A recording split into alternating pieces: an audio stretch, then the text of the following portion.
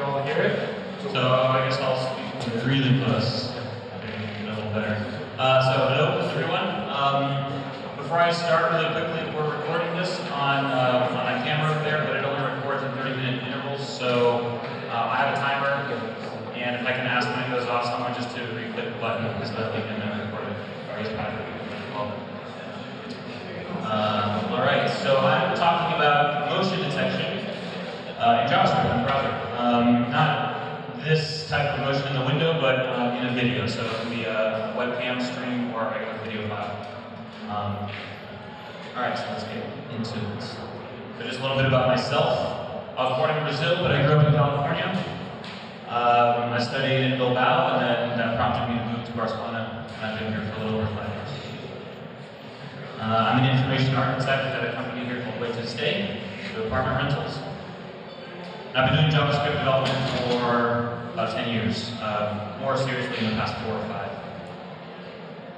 So I want to mention this, that I'm not an expert in video or motion graphics. And I mention that not to undermine me, but to encourage you guys, because this is about video and graphics, and just don't be intimidated if you don't know something. I got into this with this project that I did, which I will present about.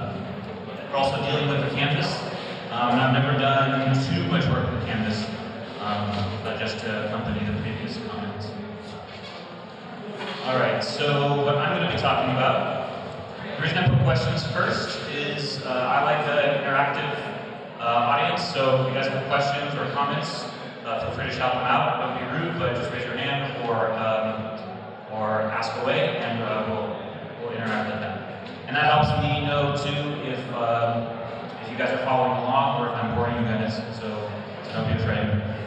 Okay, so the first thing, I'll just go do an overview. This project that I did, it's a pretty small project, but it was something that I wanted to challenge myself with to see if it was possible. Essentially, it was to detect movement in a video, as I said. So there's going to be I'll go through 3 different steps that I did to get to that stage. And then finally the difference between detecting movement, by the way. I separated it out into detect movement, which is just random motion. And then detecting motion is detecting the direction of a motion. And then if we have time, we'll just talk about some potential applications this could be used for. And feel free to think, if you think of anything during the presentation, I'll ask you too, if you guys have any additional suggestions. Okay, so on to the challenge. This is what I wanted to do, to perform a real-time image stabilization in the browser. A quick foreshadow, I did not get to this. It's actually pretty difficult, and we'll talk about why. But that's what I set out to do. So, in order to be able to stabilize an image, you need to counteract the motion that is happening in the video. If that's not intuitive, it will become so. So in order to do that, you need to determine the direction of motion. But first, you have to just be able to detect if there is movement in the video. So I'm actually going to go through these 3 points, but in reverse order, because I actually started with number 3, since it's the easiest. For the sake of time, let's just ignore the little asterisks. Okay, I wanted to show this. So this is the hope. This would be like the goal, the ultimate goal to be able to do. So this is in Adobe After Effects, which is a video editing program, quite sophisticated. And the way you can do image stabilization in here is you actually find a point that you want to track in your video. You track it, not real time. And what it does is it basically plots the points where that pixel, or the area that you define, where it moved to. With that information, then when you actually compile the movie, or process it, you can counteract the motion. So it would look something like this. So if that string wasn't moving around, the image, the video, would be moving around. And that's what we want to prevent. So that's what I had in my head. That's what I was trying to do in JavaScript. So let's see where I got. All right. So the first thing we have to do is, with the video element, we don't have access to the pixel data. We don't have access to the frames. We have access to being able to pause, play, slow down, volume, things like that. So to get started, we have to put all the image data into a canvas. That will allow us to manipulate it and read the pixels. So the first step is to transfer the video to a canvas. Now this actually isn't too hard. I think there's a small code snippet here. You guys definitely won't be able to read that. Okay, essentially you have a source video, which is just the DOM element. You set up your canvas. Set the proper weight and height to just be the same as the video. And here is just a small function. It's a loop function that calls itself. And all we're doing, and this is really difficult, let me zoom in. Alright, still pretty light, but there's this function, which is part of the context object, which I'll talk a little bit about later. And all you're doing is you're specifying the actual DOM element, which is just the document get element by ID. You just pass that, the starting coordinates, which is at the top left, in X, Y, and then how much of it you want to draw, which in our case is the whole thing, so the width and the height. And if you loop this, every time you call it, you'll draw the frame onto your canvas. And you'd think that this would be a big overhead, but it's actually pretty performant, so there's no problem there.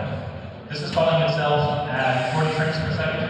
The reason is because I'm using my webcam, which has a slower frame rate than most videos. So typically you would want 60 frames per second. In this case, actually, sometimes I needed to lower it a little bit to 30 or even 20. No questions? Alright, so let's see if we can move this.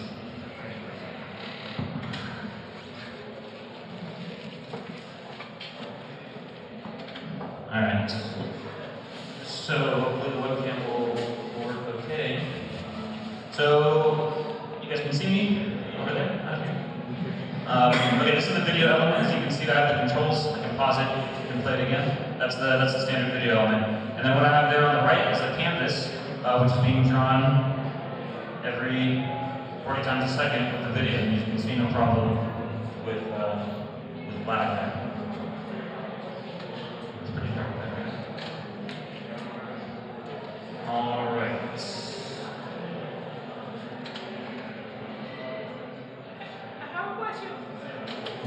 Are you dropping frames or not to maintain the frame rate? Dropping frames? Yeah. I might be. So what's happening in that function that's calling itself is it's calling itself 40 times a second. If the video is playing faster than that, I'm only capturing the frame rate that I'm repeating it. So I can bump that up. And actually, people would recommend, people like Paulo, who's a big advocate, this is the first time I heard of it anyway, of using the, I drew a blank right now, the request frame rate, request animation frame, yeah, that's it. And what that does is the browser determines how many times to call it, and it optimizes it for you. So if you, it'll give you the best that you can get, basically. The reason I'm not using that is because since the webcam is definitely slower than 60 frames per second, you get a flash effect going on because as you're trying to draw faster than the video is giving you, you get every once in a while a black frame because there's nothing to draw. So I did it manually calling a set timer. That answers it? Your question?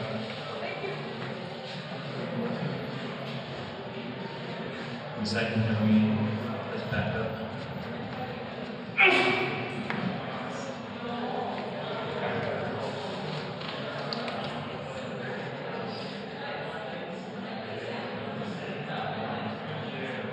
Okay. Alright, so let's get into a little bit talking about the canvas element and how it does the thing. So, that thing that I mentioned earlier, the context, that's actually how you interact with the canvas.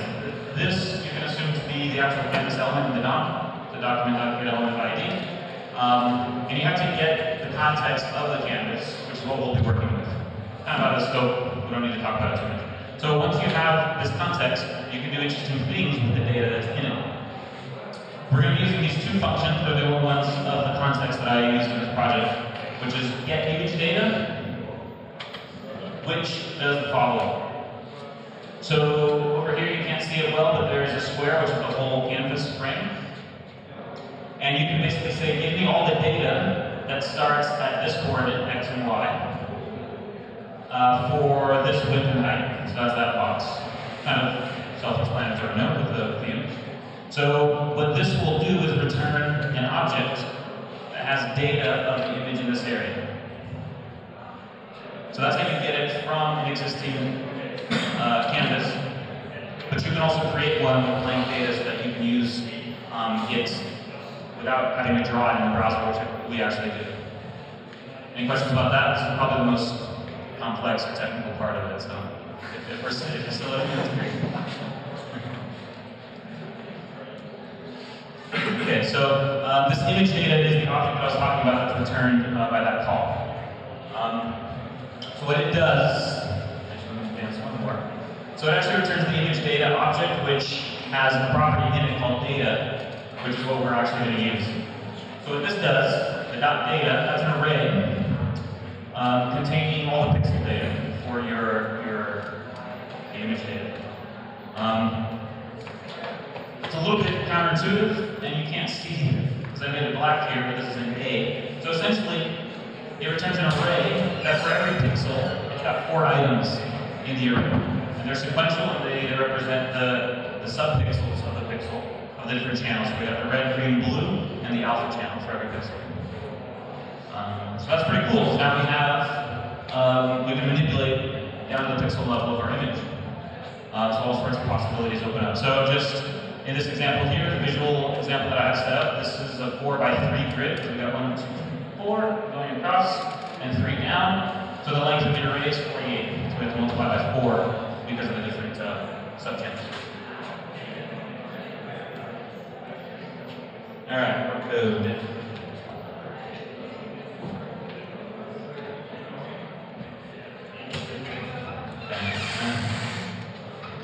Okay, I'll try to talk through it, since I think it's going to be hard to see. So we have, this is the same frame loop function as before, that little tiny one that was down here. I just added some things.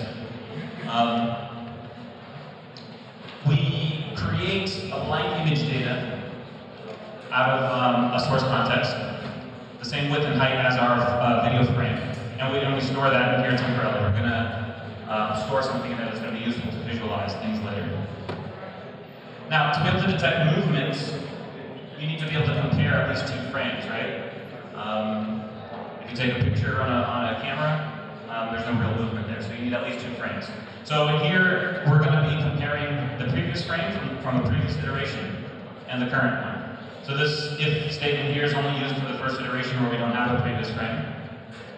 Then we got this special function here, which is the next slide, where we pass in this blank image data object, and then the current and previous frames. Now let's go see what happens in there. And the other stuff is just a repeat. Okay, so this is the compare frames function. So I'm passing in the image data objects of the current and the previous frame. I do .data on them to get the actual array that I want to check. And then I start my loop. So I have a loop that's looping through every single pixel in my image data frame. Now if you remember, this is going to iterate through every single subpixel, which we don't actually need to do. So my increment down at the bottom is actually, does a +4. You guys can read that. But then I can advance to the next actual pixel instead of subpixel. So inside this loop, there's a function here called luma, which is to calculate the luminosity of the pixel. So this is also going to start getting ahead of us, but when you have a color image that's made up of an RGB channel, if you want to convert it to black and white, all you care about is the brightness of each subpixel. So if there's a lot of red, if there's a few green, or a lot of blue. So the way that you just calculate the luminosity of it is you average the 3 pixels. So here I'm passing in the R, which is the red channel, the current iteration. The next one, so +1, which would be the green, and then the blue. So down here is the luma function. You can't see it, but all it's doing is it's adding RGB and dividing by 3. And by the way, RGB has a value 0 to 55, just like when you set a color in CSS, it can have that range. All right, so this is going to return, so now this represents the grayscale value of the pixel that we're currently on, or the current and previous frame. And now I do a difference between them. Subtract each other, absolute value. So now I have how much brightness changed on the current pixel that I'm at. You can start seeing maybe how we're getting to detecting if there's a difference between a previous and a current frame if they're stacked on top of each other. Yeah. Okay. So this is kind of an interesting part as well. I set up a threshold, which I think I did up on top. Threshold set to 20, so that's in the value between 0 to 255. So you can play with this. And it will basically be the threshold of whether the brightness difference is big enough to actually consider movement. And we'll be able to play with that in a little example. So what this allows you to do is, if it's above the threshold, set the pixel to white. So then it's easier to see if you're trying to visualize it. If not, set it to black. And then we do a count if this happens, just because it's we want to know how many of these diff pixels, is what I call it, how many of these diff pixels happen throughout the frame. Okay, and then I write this value, either 255 or 0, out to my, this is that reference image data object that I created earlier that I passed into the function. So I basically write full value 255 to all the channels, RG and B, and that'll produce white. Alright, thanks for going through that. I know it's really dark. Probably didn't see as much as you should have. So let's go check it out.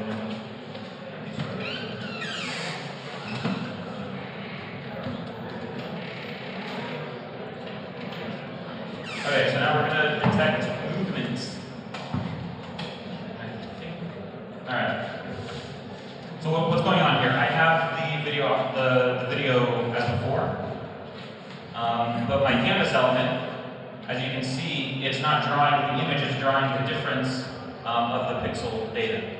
So that little blue bar that I have moving there, all that's showing is representing the number of white pixels that you see on that canvas.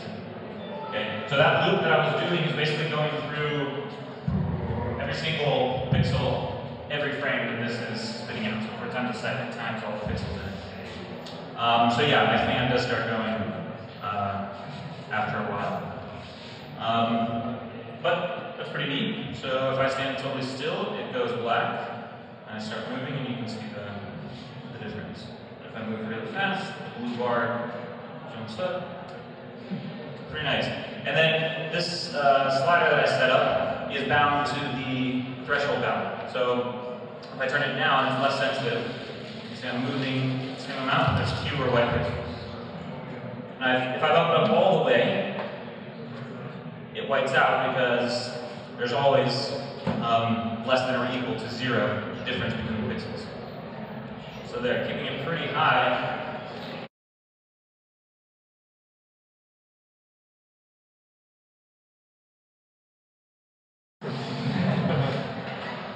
We're in a basement, so not a lot of light. Okay, now this checkbox, what this does is it enables or disables that condition where I had to force it to be white and or black.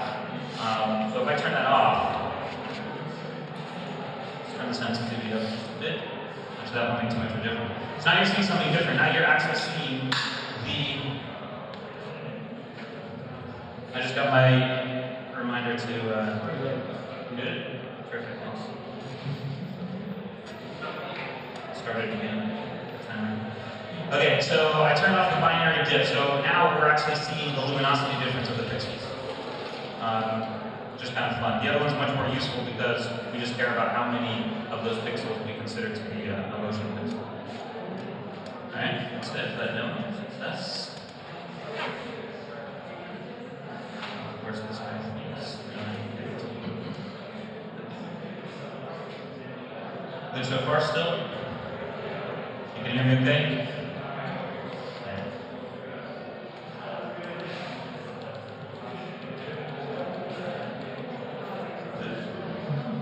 Okay, we did that. Okay, one time. 5. Okay, I'm going to skip this section.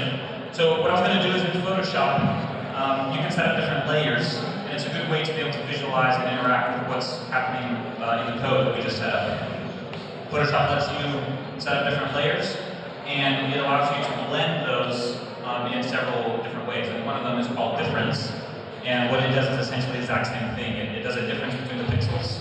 And if there's a difference, it'll show it in white, and if not, in black. So I'll skip that because I think you guys got that. Okay, let's get into this because this is the final part. So now to detect the actual direction of the motion. So we've been able to detect movement. Does anyone have any ideas of how we might detect the direction of movement? Maybe. Give you 5 seconds in case something that's the best one. Well, let's walk through it.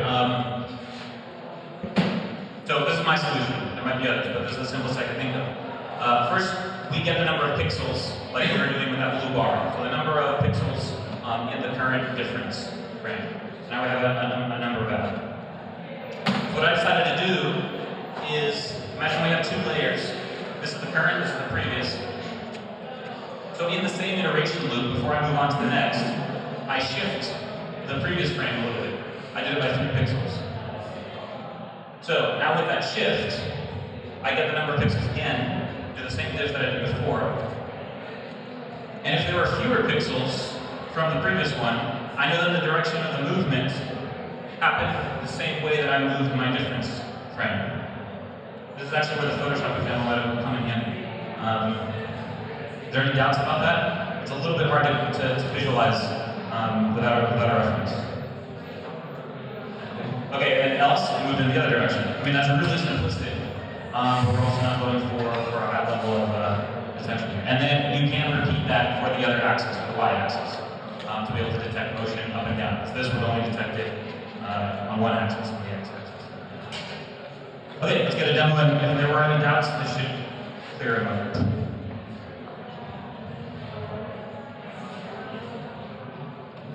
Okay, so we have basically the same setup here. The video on the left, but the difference that we're seeing now in the canvas, in the black and white, you'll notice if I stand still, there's still a difference. And the reason is because what I'm showing here in this canvas is the comparison of the shifted previous frame.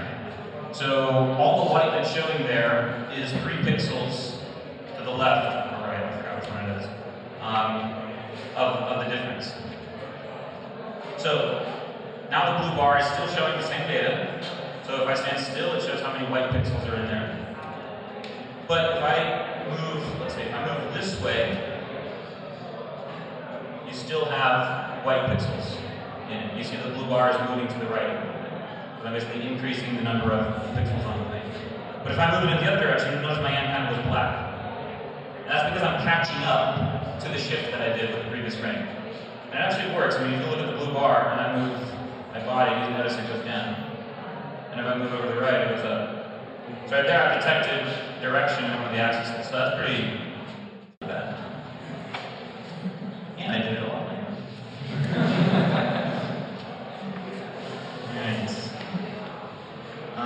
And I think we're out of time, so maybe we'll skip this part. Just potential applications for what you could use it for. I guess this will count as part of the question segment towards the end. So anyone with any possible suggestions? I'll go through my list and maybe that'll give you ideas. That one actually doesn't apply to motion, so let's skip it. It's just other things that you can do with the pixel data on canvas. I should show this because it is a nice game that someone set up using the exact same concept. It's pretty neat. So, what this guy did is he set up a similar thing. You can see on the bottom right there is showing the difference pixel. But what he does is up here, where there are these symbols, he has basically a square around each one, and he's seeing how many white pixels is in this area. So that allows you to detect movement in a certain position of the video. So what he did is he attached sounds to each note so you can play.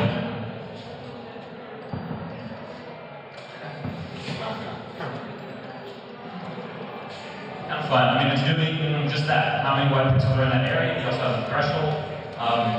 And then it. So that's not too bad. So there's a game application. And then of course you can get creative. You can imagine a website that's high on accessibility, people that have trouble using the mouse or the keyboard. If you need them to interact with simple motion, left or right, up or down, you could, in theory, use the same technique and you can wave. I mean, you can imagine on this presentation to scroll between slides. If I just do that, it should be able to know the slide left or right.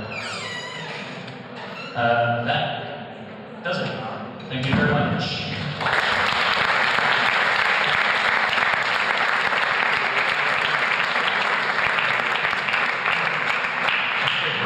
This project that I started, I called it JavaScript. I'm still going to attempt to do some type of simple image stabilization. It should be possible in theory with the example I was showing. Obviously, it depends on a lot of things, on what background you have, how much movement you have aside from yourself, but it should be possible. So there's my info. I'm not very active on Twitter. I'm getting there, but I have been on Google. That's where I do most of my posting. Thank you.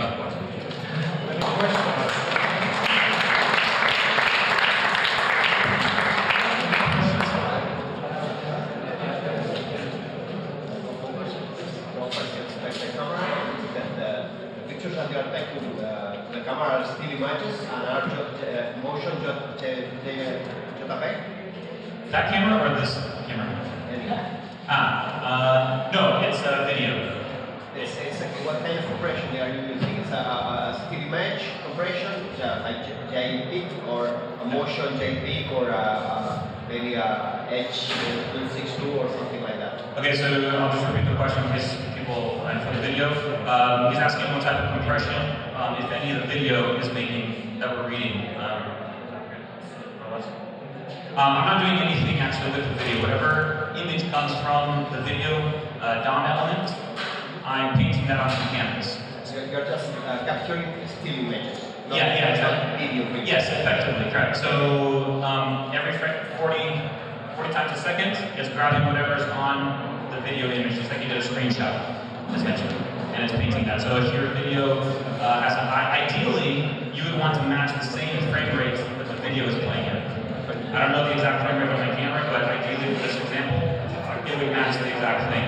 You might have noticed that in those black and white images on the canvas, there's a little bit of blink, and that's because I'm actually capturing faster than the camera is spitting out.